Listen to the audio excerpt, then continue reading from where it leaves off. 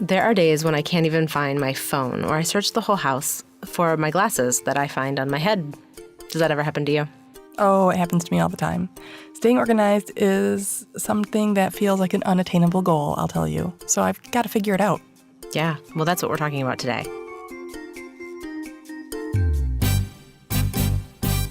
The Speakeasy Podcast, honest conversations about leadership and sanity in the creative industry. I'm Karen Steffel. And I'm Jen Estel. Managing creativity in business, we probably have an opinion on that. No prohibitions. Clearly, we have cocktails. I think before we dive into this topic, though, we want to reflect a little on this lovely martini that we're having. We're doing a vodka martini with the Detroit City Distillery with a little bit of vermouth and this olive brine. It is a heavy hitter, and I'm telling you at the beginning of this conversation, I feel like we don't deserve it. I feel like this is a martini that you drink after you've finished organizing something.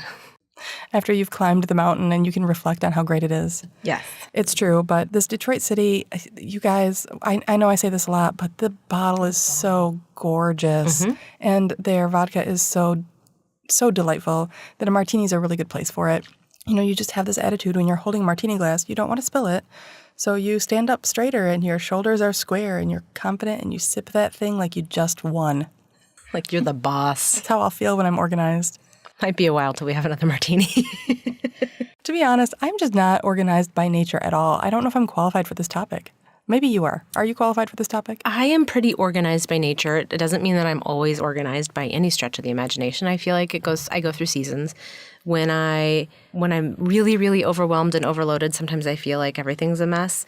But that's when I really lean on the structures. So I think to talk about staying organized, I think the step one is to become organized, right?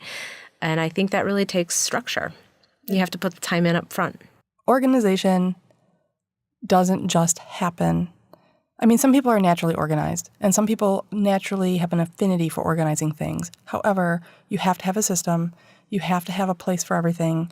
You have to have a mental space for the things you need to do. And if you've got that figured out up front, I think it gets a little bit easier, right? Yeah, but even when we were talking about this episode, because I think you and I are very different kinds of organizers, even in collaborating on this podcast together, we approach it differently. And I think it's been really insightful for me. And I realize that it's a very, very personal thing. How do you become organized and what works for you?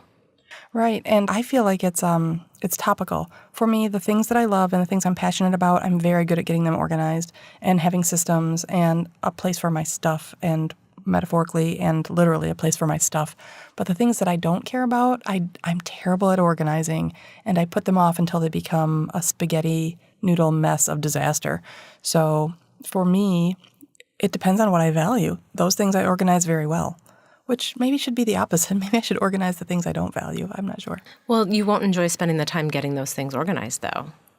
You don't want to have to address it. You don't want to invest the time in it. As you were talking, I was thinking about how that works in my personal life. So our kitchen and living room is one big space, and it's where we spend so much of our time as a family. And so I know that when the kitchen counter has stuff all over it, the mail, homework, empty lunch boxes, like all the things that happen in the transition of a day with a family, I know that that's just how it's going to look. But at the end of the day, I want to go to bed with it clear, and I want to wake up to a kind of a clear mind. So like when I feel peaceful in my space and it's organized, rather, I want to wake up with it kind of clear. So if I have that organized and things are tidy, then I feel I can move faster in the morning, and it's just a little bit more peaceful of a process than kind of constant chaos. Because the chaos I can't control, because that's just what it is to be a family. But if everything has its space, then it makes it easier to move quickly, I suppose. But then if you looked in my closet where I keep my clothes, I'm very, very comfortable with a certain level of chaos in there because nobody else has to touch it. It's just mine. I don't have to worry about anybody else messing with it. And it's kind of a mess right now, to tell you the truth. So even though it's a mess, it's a system. It's organized in a way that you understand, but you don't have to interact with anybody else, so that's okay. What episode was it that we were talking about chaos, and I said that I had gotten so sick of my sock drawer because I hadn't purged the socks I never wore for like a decade, and I went into the bathroom and I dumped them all on the floor so that I would have to deal with it. And I kind of... I kind of flipped out and I just dumped them on the floor. But guess what? My sock drawer's been great since. You know, I dumped all mine on my bed the other day and I thought of you. I thought, oh, it's the sock drawer purge. Everybody has to do it once in a while. No, it's funny that you say that because I complain sometimes about organizing, but I'm actually quite good at it, at making calm spaces. And I have a family of 5 and we're very busy. So what I've noticed is my children are like the very hungry caterpillar. I will make a clean space and they will immediately use that space for their things. It is constantly, it feels like in my home life, I am cleaning a space and organizing a space so that everyone else, people gravitate toward the clean and organized spaces, right?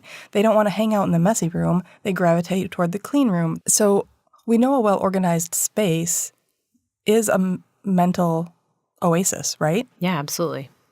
But that's also very personal, as you said. So kind of what works for one may not work for the other.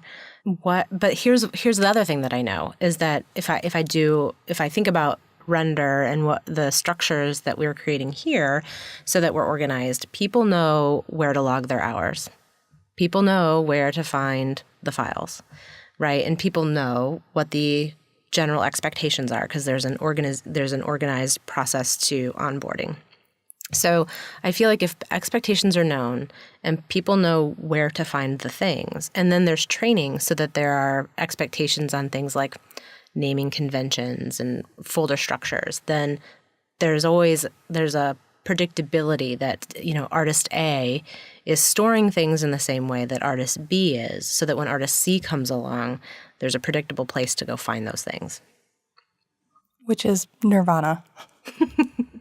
We do too. We have the same thing at Redhead. We have file naming conventions, a pretty stringent organizational tactic. My staff is very good with their timesheets. So we do, when there's a good process in place, when it's thought out and you think of every step in your day and how that step should happen, where that step should happen, where that artifact should live, if you think those things out and make those decisions up front, then artist C can walk in and they have a clear path. Right? And that's where organization is very important. You'd rather wake up in the morning or get to work in the morning with a clean and efficient space than be searching around for your keys or searching around for a file. So really, organization to me it's a massive mental health tool and time-saving tool. Mm-hmm.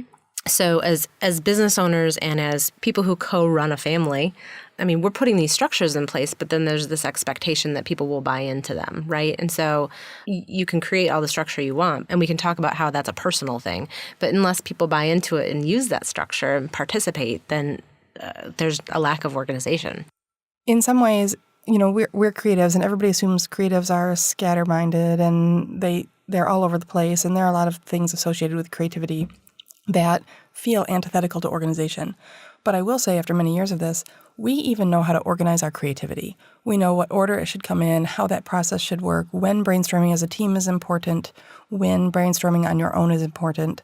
So we even, when I look at it, when I really step out of my business and take a peek, we have really organized processes for everything from making sure everyone knows when you're taking time off to how to brainstorm the new name for a business.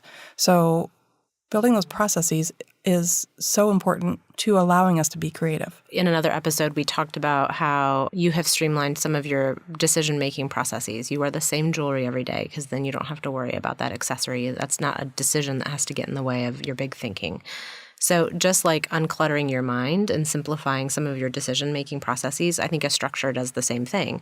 If you have a really solid structure in place, whether that's in your personal life or professionally, then it simplifies the how you do the work that you need to do, and it frees up your mind to actually doing the work, whether you're in a creative industry or not. Right. I mean, if you think of it as a road, say there's a road you have to walk, and the road has some sticks in the road and some tumbleweeds over here and a car parked strange over there. You have to go around all those hurdles, right?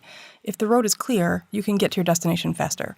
So really, when it comes to organization, for me, I don't think I could prescribe a good trick for you. I don't think that the methods that work for you could work for me because we have different brains. Everyone needs to find their own method. And even if you don't feel like you're a person who likes organization or you have a proclivity to it, if you understand it as a tool to allow you to get to your goal faster, then you can feel really good about it.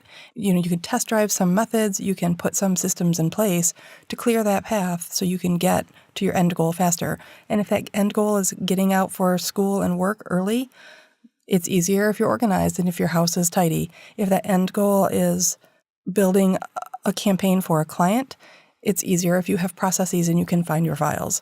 So organization to me is it's just a tool to allow you to do the thing that you're great at, right? Yeah, absolutely. But there are times too when your structure breaks, right? So, for example, Franklin Covey used to be like your paper calendar used to be a structure that everybody kind of hung onto and clung onto. It was so widely adopted, at least especially as a college student and as a young professional, that was the gold standard, to carry that little leather bound thing around and get your fresh pack of whatever in January. It kind of was satisfying in a way, like a fresh syllabus and a fresh set of notebooks at the beginning of a term. So there's a time when that structure breaks, whether it becomes antiquated or it no longer can stretch to the needs of your productivity, or you invite something else new into your life, like you need to share your calendar with a significant other, or, you have a kid and you need to schedule other things. So there's definitely times when that structure will break. And I think it's a matter of, it's no different than me needing to empty my sock drawer or empty my closet and do a hard reset. You have to, at some place, be willing to decide when your tactics that you use for organization aren't working for you anymore. That's true. Last year I read the book, and a lot of people have heard of this book, The Life-Changing Magic of Tidying Up. And, the short answer is she's like, gut it and start over. Take everything out of the room. Be very, very rigid about what you keep and what you don't, and make sure everything has its place. Because when things are cluttered, and they don't have their place, you are constantly tidying and you shouldn't have to be. So what I take away from that is, if you're constantly feeling like you're having to clean up or organize or rethink, that probably means your structure isn't working and it's time to empty that sock drawer and start over. And it might be new methods, or it might be something that's more digital or less digital, or it might be a conversation with your coworkers or your family about what methods would work for them so you can integrate someone else's thinking processes into the structure. Mm-hmm. But I don't think any one theory would work forever. Yeah. One example for us, just in case listeners are curious, we had been Basecamp loyalists for more than a decade for project management. And the frustrating part for me was that even at its best, integrating a time tracking piece of software into Basecamp wasn't giving me the insight that I needed on the way that my business was growing. I really needed to understand my team's capacity a little bit better and understand where they were in the process. And so I really pushed my team. We looked at about 25 different project management softwares that had time tracking and integrated. And I even joked with a lot of friends that I used Basecamp to break up with Basecamp, but to organize that project. That's funny. But really, what I noticed was my priority was to find that integration so that bookkeeping errors were minimized, and so that being able to have insights on where we were in projects and how we were using our clients' resources internally were very dashboard ready, rather than just a place to have a digital time clock where people were punching a clock. That was very baseline for me. I wanted a little bit more robust system. And the great news is that as we tested kind of our top three, the insight that I got from my team is the one that we ended up adopting answered some of their frustrations that they were having too, using the tool in different ways. And so we ended up with teamwork. And so that's just an example of how it was broken for a lot of us. And we finally took the time to just kind of empty the sock drawer and start over. And it's interesting that you articulate everyone was a little unhappy, and you had to do research upon research upon research to find the tool that worked globally. And so that's, I think, when it comes to staying organized, you need to think through your system, right? Mm-hmm. You need to find the system that really serves your needs, so you need to be able to articulate those needs. Yeah, and just like a small business owner is not going to change their accounting software willy-nilly, that's a huge heavy lift. That's a giant decision. It's a pain in the butt, frankly. So, and that is a tool that absolutely manages your company. It manages the financial health of your company so that you have that insight. Your P&L is your dashboard. But so similarly, the thing that manages your projects, that pushes your promises to your clients through the pipeline, you should have a similar tool that's as robust as your accounting system, as count-onable as your accounting system. Sure. And from a client standpoint, clients, and we've talked about this in previous episodes, but clients don't like uncertainty. They like to know what's coming next. They like to know where they are in a process. They like to know where they are with their budget. And so if you have a system that can give them those answers, you're doing that in service to your client as well. Yeah. So finding that organizational tactic that allows your business to really hum and sing makes you better at serving your clients. Yeah, absolutely. But I think at the end of the day, it means, staying organized means that you have to start at the beginning. You have to start at the beginning. Yeah. Darn it. I don't think any of that is going to help me find my glasses when they're just sitting on my head. Nope. But when I've got that system down, I'm having another one of these martinis. Yeah. I think the dirty martini is absolutely a cheers to a project done. A project well done. A project well done. So, Jen, what do you want our listeners to do? To share this podcast. We've gotten such great feedback from the people who listen, and I can't tell you how many people give us feedback on the episodes. So if you're enjoying this, if you think it's helping you figure out the busyness that is your world, share it with a friend. We would love it. You can send them to the speakeasypodcast.com where they can sign up and listen themselves. Oh man, sales and prospecting is one of my least favorite things. How about you? Yeah, I hate it. It just feels awkward, but it's a critical business function. And that's what we'll talk about the next episode.